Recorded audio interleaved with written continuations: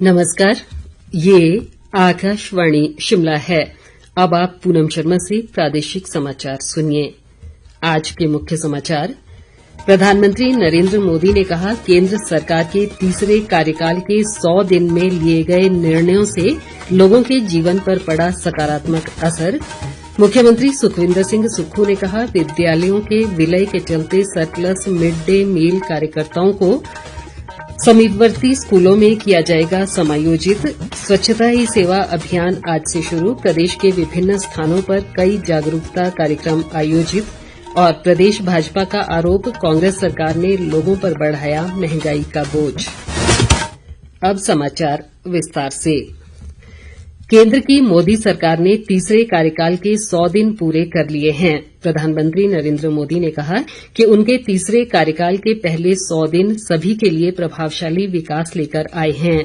उन्होंने कहा कि इस दौरान लिए गए कई महत्वपूर्ण निर्णयों ने लोगों के जीवन पर सकारात्मक असर डाला है और 2047 तक विकसित भारत के लिए एक मजबूत नींव रखी है। इस बीच प्रदेश भाजपा महामंत्री बिहारी लाल शर्मा ने बताया कि प्रधानमंत्री नरेंद्र मोदी के कुशल नेतृत्व में केंद्र सरकार के 100 दिन पिछले 10 साल की तरह बेमिसाल रहे हैं। कुल्लू में आज एक पत्रकार वार्ता को संबोधित करते हुए उन्होंने कहा कि मोदी सरकार के तीसरे कार्यकाल के 100 दिनों में लगभग 15 लाख करोड़ रुपए की परियोजनाएं शुरू की गई हैं, जो एक रिकॉर्ड है। बिहारीलाल शर्मा ने कहा कि मोदी सरकार ने देश में विकास के नए आयाम स्थापित किए हैं और लद्दाख को हिमाचल से जोड़ने वाली शिन्कुला सुरंग की आधारशिला रखी गई। उन्होंने कहा कि मोदी सरकार का लक्ष्य गरीब, युवा, किसान और महिला कल्याण है। प्रधानमंत्री नरेंद्र मोदी के 74वें जन्मदिन के अवसर पर आज प्रदेश भर में अनेक कार्यक्रम आयोजित किए गए। प्रदेश भाजपा प्रधानमंत्री के जन्मदिन को सेवा पखवाड़ा के रूप में मना रही है और आज कई स्थानों पर रक्तदान शिविर व स्वच्छता कार्यक्रम आयोजित किए गए। शिमला के ऐतिहासिक रिज मैदान पर जिला भाजपा युवा मोर्चा द्वारा आयोजित रक्तदान शिविर में भाजपा के प्रदेश संगठन महामंत्री सिद्धार्थन विशेष रूप से मौजूद रहे। इस अवसर पर उन्होंने कहा कि प्रधानमंत्री के जन्मदिन से शुरू हुआ सेवा पखवाड़ा 2 अक्टूबर को गांधी जयंती पर संपन्न होगा। उन्होंने कहा कि प्रधानमंत्री का हर क्षण जनता और देश के लिए समर्पित है। सिद्धार्थन ने कहा कि सेवा पखवाड़ा के अंतर्गत विद्यालयों और अस्पतालों में भी स्वच्छता अभियान चलाया जाएगा। इस दौरान भाजपा युवा मोर्चा के प्रदेश अध्यक्ष तिलक राज शर्मा ने कहा कि प्रधानमंत्री नरेंद्र मोदी के नेतृत्व में पिछले 11 वर्षों से देश आगे बढ़ रहा है। उधर धर्मशाला में भाजपा युवा मोर्चा द्वारा आयोजित रक्तदान शिविर में प्रदेश भाजपा अध्यक्ष राजीव बिंदल ने बतौर मुख्य अतिथि शिरकत की। उन्होंने कहा कि प्रधानमंत्री के जन्मदिन के मौके पर प्रदेश में 17 स्थानों पर रक्तदान शिविर लगाए गए हैं और प्रदेश के सभी पोलिंग बूथों पर स्वच्छता अभियान चलाया जाएगा। मुख्यमंत्री सुखविंदर सिंह सुक्खू ने कहा है कि विद्यालयों के विलय के दृष्टिगत सरप्लस मिड डे मील कार्यकर्ताओं को समीपवर्ती स्कूलों में समायोजित किया जाएगा और उनकी सेवाओं को समाप्त नहीं किया जाएगा। शिमला में आज शिक्षा विभाग की बैठक की अध्यक्षता करते हुए उन्होंने कहा कि प्रदेश सरकार विभिन्न पहलों के माध्यम से वर्तमान शिक्षा प्रणाली में क्रांतिकारी बदलाव ला रही है और शिक्षण संस्थानों में गुणात्मक शिक्षा प्रदान करने के लिए सरकारी स्कूलों का विलय किया जा रहा है। मुख्यमंत्री ने कहा कि राज्य शैक्षिक अनुसंधान व प्रशिक्षण परिषद और जिला शिक्षण व प्रशिक्षण संस्थानों का पुनर्गठन किया जाएगा। इसका उद्देश्य प्रदेश के विद्यार्थियों को गुणात्मक शिक्षा व प्रशिक्षण प्रदान करना है। मुख्यमंत्री ने कहा कि शिक्षकों को विश्व स्तरीय शिक्षण पद्धतियों की जानकारी प्रदान करने के लिए सरकार ने उन्हें विदेशों में शिक्षण भ्रमण करवाया ताकि प्रदेश के विद्यार्थी लाभान्वित हो सकें।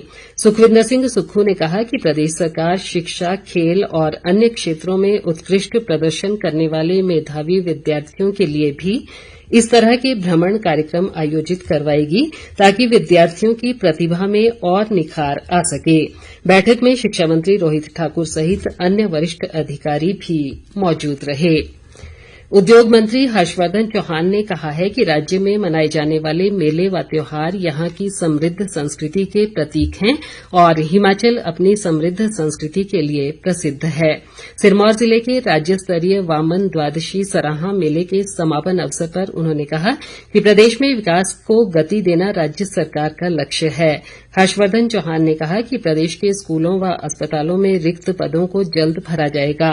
उन्होंने कहा कि वर्तमान प्रदेश सरकार ने अपने कार्यकाल में 22,000 रिक्त पद स्वीकृत किए हैं। उद्योग मंत्री ने कहा कि सिरमौर के गिन्नीघाट इलाके को औद्योगिक क्षेत्र के रूप में विकसित किया जाएगा ताकि यहां की आर्थिकी को और सुदृढ़ किया जा सके। इस अवसर पर हर्षवर्धन चौहान ने राज्य स्तरीय वामन द्वादशी मेले की स्मारिका का विमोचन भी किया। स्वच्छता ही सेवा अभियान 2024 आज से शुरू हो गया है, जो 2 अक्टूबर तक चलेगा। इस वर्ष की थीम है स्वभाव स्वच्छता, संस्कार स्वच्छता। इस दौरान पर्यटन स्थलों, सार्वजनिक भवनों, व्यावसायिक क्षेत्रों, जल निकायों, चिड़ियाघरों, अभ्यारण्यों व सामुदायिक और सार्वजनिक शौचालयों जैसे विभिन्न स्थलों पर श्रमदान और सामूहिक सहयोग से स्वच्छता अभियान चलाया जाएगा। इस अवसर पर केंद्र सरकार के सभी मंत्रालय और विभिन्न राज्य देशभर में अनेक गतिविधियों का आयोजन कर रहे हैं। इस वर्ष स्वच्छता अभियान 3 प्रमुख स्तंभों स्वच्छता के लिए श्रमदान गतिविधि, स्वच्छता में जन भागीदारी और सफाई मित्र सुरक्षा शिविर पर आधारित है। अभियान में नागरिकों के अलावा उद्योगों, गैर सरकारी संगठनों, विकास संगठनों, शहरी स्थानीय निकायों, पंचायतों और विभिन्न हितधारकों को शामिल किया जाएगा। सभी राज्य, केंद्र शासित प्रदेश, मुख्यमंत्री, केंद्रीय मंत्रालय और स्थानीय निकाय राष्ट्रव्यापी स्वच्छता अभियान सुनिश्चित करने में भागीदारी करेंगे। इधर प्रदेश के विभिन्न स्थानों पर भी स्वच्छता ही सेवा अभियान के तहत स्वच्छता कार्यक्रम आयोजित किए गए। शिमला के समीप नालदेहरा में राज्य स्तरीय स्वच्छता अभियान के तहत हिमइरा हाट में आयोजित कार्यक्रम में ग्रामीण विकास व पंचायती राज विभाग के सचिव राजेश शर्मा ने बतौर मुख्य अतिथि शिरकत की। उन्होंने सभी सदस्यों को स्वच्छता की शपथ भी दिलाई और एक पेड़ मां के नाम अभियान के तहत पौधरोपण भी किया। वहीं आकाशवाणी शिमला में स्वच्छता पखवाड़े के तहत अधिकारियों व कर्मचारियों ने स्वच्छता की शपथ ली। समाचार एकांश में सहायक निदेशक रितेश कपूर ने कर्मचारियों को स्वच्छता की शपथ दिलाई, जिसमें प्रण लिया गया कि अपने आसपास के वातावरण को स्वच्छ रखेंगे और लोगों को भी स्वच्छता अपनाने की प्रेरणा देंगे। नेता प्रतिपक्ष जयराम ठाकुर ने कहा है कि प्रदेश की कांग्रेस सरकार अब तक के कार्यकाल में अपनी एक भी गारंटी पूरी नहीं कर पाई है। शिमला से जारी एक बयान में उन्होंने कहा कि अब कांग्रेस का झूठ बेनकाब हो चुका है और कांग्रेस की गारंटी पर कोई भी विश्वास नहीं करेगा। जयराम ठाकुर ने कहा कि प्रदेश सरकार ने अपने लगभग 2 साल के कार्यकाल में लोगों पर महंगाई का बोझ बढ़ाया और जनता को मिल रही सुविधाओं को बंद कर दिया। उन्होंने सुक्खू सरकार पर 500 से ज्यादा स्कूल बंद करने और पूर्व भाजपा सरकार द्वारा लोगों को दी जा रही निःशुल्क इलाज, जांच, बिजली और पानी जैसी सुविधाओं को छीनने का आरोप भी लगाया। प्रदेश भाजपा अध्यक्ष राजीव बिंदल ने भी प्रदेश की कांग्रेस सरकार पर विकास के मामले में पूरी तरह विफल रहने का आरोप लगाया है। धर्मशाला में आज एक पत्रकार वार्ता में उन्होंने कहा कि मुख्यमंत्री आंकड़ों के मायाजाल से जनता को भ्रमित करने का प्रयास कर रहे हैं और विधानसभा चुनाव के दौरान दी गई गारंटियों को पूरा नहीं किया गया है। बिंदल ने कहा कि प्रदेश की आर्थिक स्थिति ठीक न होने का हवाला देकर राज्य सरकार जनता पर महंगाई का बोझ बढ़ा रही है। किन्नौर जिले के निगुलसरी में राष्ट्रीय उच्च मार्ग 5 जमीन धंसने के कारण एक बार फिर पूरी तरह अवरुद्ध हो गया है। भावानगर के पास सड़क का करीब 70 मीटर हिस्सा पूरी तरह से धंस गया है, जिससे लोगों को परेशानियों का सामना करना पड़ रहा है और लोग 2 किलोमीटर पैदल चलकर वाया तरांडा सड़क से निकल रहे हैं। कनिष्ठ अभियंता सतीश जोशी ने बताया कि निगुलसरी मार्ग भावानगर की तरफ से पूरी तरह धंस गया है और इसे कल तक बहाल करने के प्रयास किए जाएंगे। प्रदेश के पेंशनरों व कर्मचारियों ने 20 सितंबर को सरकार के खिलाफ विरोध प्रदर्शन करने का निर्णय लिया है। प्रदेश पेंशनर्स एसोसिएशन के अध्यक्ष आत्माराम शर्मा ने बताया कि पेंशनरों ने सरकार के लिए वार्ता का समय दिया था, लेकिन उन्हें नहीं बुलाया गया।